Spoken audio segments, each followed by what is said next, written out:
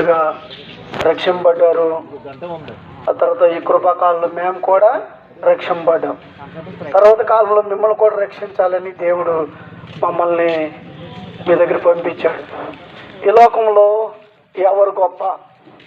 ఎన్నో చూస్తున్నాం. ఈ లోకంలో సూర్యుడు చూస్తున్నాం, చంద్రుడు చూస్తున్నాం, నక్షత్రాలు చూస్తున్నాం, పెద్ద పెద్ద సముద్రాలు చూస్తున్నాం, చేపలు చూస్తున్నాం, సముద్రండి నదులు చూస్తున్నాం, ఈ పక్షులు చూస్తున్నాం, జంతువులు చూస్తున్నాం, మానవులు చూస్తున్నాం. ఇలాగా మనకు కనపడి ఎన్నో మేడ మిద్దులని చూస్తున్నాం. ఏది గొప్ప ఈ లోకంలో? దేవుని వాక్యం చెప్తుంది, ఈ లోకంలో సూర్యుడి కంటే, చంద్రుడి కంటే, ప్రతి దానికంటే మానవుడే గొప్పడు అని వాక్యం చెప్తుంది. మరి మానవుల్లో కూడా అనేక అవయవాలు ఉన్నాయి. కళ్ళు, ముక్కు, చెవు, నోరు, కాళ్ళు, చేతులు. ఈ దీంట్లో ఎవరు గొప్ప? మరి అవయవాల్లో ఏది గొప్ప అంటే కనుక దేవుని వాక్యం చెప్తుంది ఈ ఆత్మ గొప్పదని చెప్తున్నాడు. ఈ ఆత్మ ఏమైందంటే ప్రతి ఒక్క మానవులు అంటే చచ్చిపోయిందంట. ఈ చచ్చిపోయిన ఆత్మ కొరకు ఏం చేస్తుందంటే ప్రతి ఒక్కడు ఏం చేస్తుంది? ఎలా చచ్చిపోయిందంటే అపరాధముల చేతనో పాపముల చేతనో ఏమైపోయిందంట? చచ్చిపోయిందంట. దీన్ని బ్రతికించుకోవడానికి ప్రతి ఒక్క మానవుడు ఏం చేయాలంటే మళ్ళీ దేవుని దగ్గరికి వెళ్ళాలి.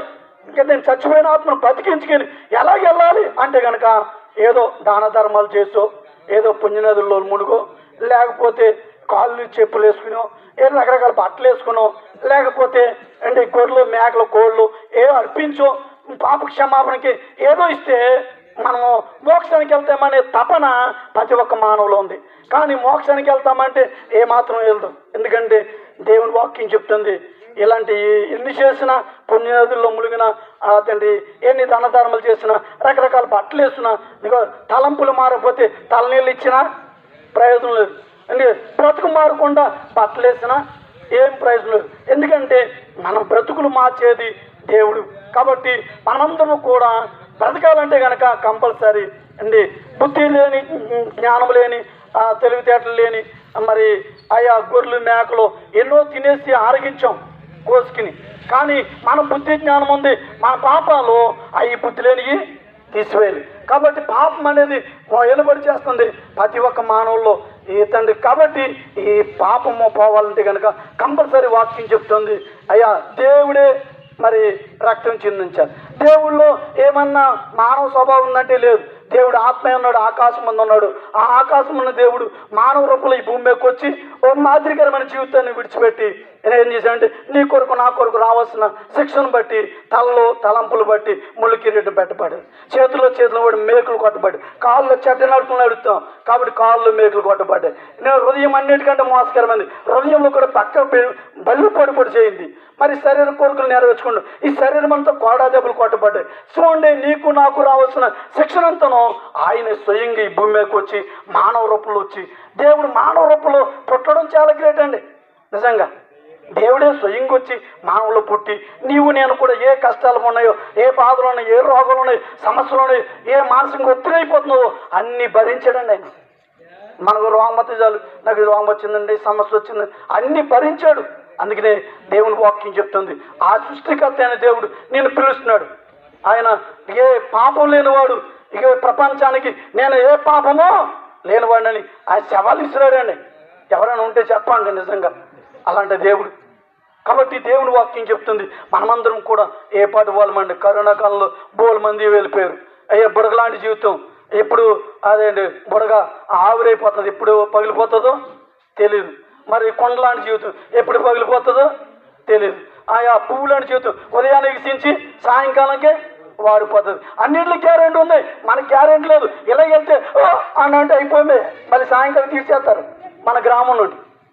అరే మా ఆవిడతో చెప్తానండి, మా భార్యతో చెప్తానండి, నేను కొన్ని రోజులు బాగా చేశానండి, మా భార్య ఉంచుకుంటుందంటే ఉంచుకోదు. కరోనా కాలంలో ఎవరు కూడా మనకు వాడు రాలేదు. కానీ 3 లోకాలు ఉన్నాయి, భూలోకంలో ఉన్నాం, పాతాళ లోకం అనేది, పరలోకం అనేది, 2 లోకాలు కనబడిన లోకాలు. ఈ లోకాల నుండి మన చిత్తపాటు కలిగి ఉండాలి.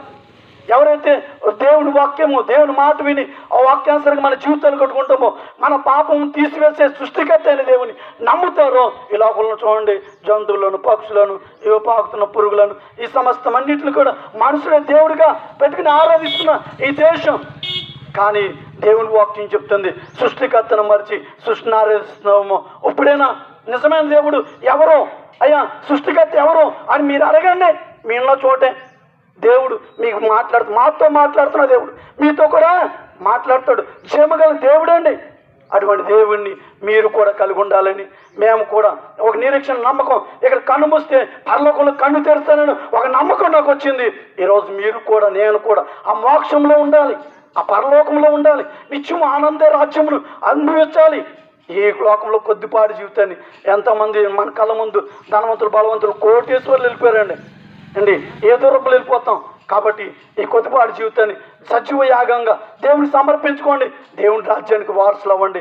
ఈ లోకం అశాశ్వతమైనది, శాశ్వత రాజ్యంకి మనం సిద్ధపడాలని దేవుడు ఆశపడుతున్నాడు. నా కుమారుడా, నా కుమార్తె అని పిలుస్తున్నాడు. ఏ చోటనో తెలియదు, ఎక్కడ పడిపోయో తెలియదు, ఏ పాపంలో, దోషంలో, అతిక్రమంలో, లజ్జానికి బానిసైపోయో నాకు తెలియదు. కానీ ఇప్పుడే నన్ను నా యేసయ్య పిలుస్తున్నాడు. పరిశుద్ధులైన దేవుడు పిలుస్తున్నాడు. పరిశుద్ధులైన పాపం లేనివాడే పాపాన్ని తీయగలడు. ఆ సృష్టిగత అయిన దేవుడు, ఏ పాపం లేనివాడు, నిన్ను పాపం తీసి ఆయన కుమారుగా, నీలో ఉన్న ఆత్మ చాలా విలువైందండి. ఈ శరీరము అయ్యా మట్టిలోండి వచ్చింది, మట్టిలో కలిసిపోతాయి. కాల్చట రూపంలోనూ, సమాధి చేయడంలోనూ మట్టిలో కలిసిపోతాయి.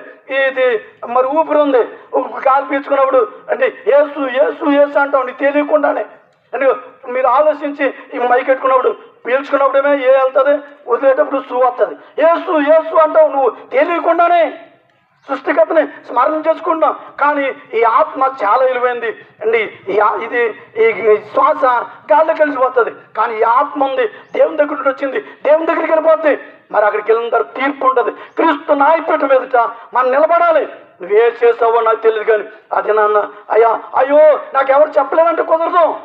నాన్న వీళ్ళందరూ కూడా నీ దైవజనులు అనేక మంది వచ్చి నీ కొరకు, నా కొరకు, నువ్వు నేను కూడా, మేమందరం కూడా ప్రతిజ్ఞ చేసాం. మీరందరూ మా సహోదరులే, మా అన్నదమ్ములే, మా అక్క చెల్లెలే, మా తల్లిదండ్రుల సమానమే. మీరును మా దేశం కోసం అయ్యా మేము ప్రతిజ్ఞ చేసాం. భారతీయులందరూ నా సహోదరులని నేను చిన్నప్పటి నుండి ప్రతిజ్ఞ చేశాను. కాబట్టి మీరు నేను కూడా నా సహోదరులుగా చెప్తున్నాను, నా అన్నయ్యగా, నా తమ్ముడిగా చెప్తున్నాను, నా తల్లిదండ్రులుగా చెప్తున్నాను. మనమందరం కూడా ఆ దేవుని దగ్గరికి వెళ్దాం. దేవుడి కొద్ది మాటలు దేవుడు దించును గాక. ఆమేన్.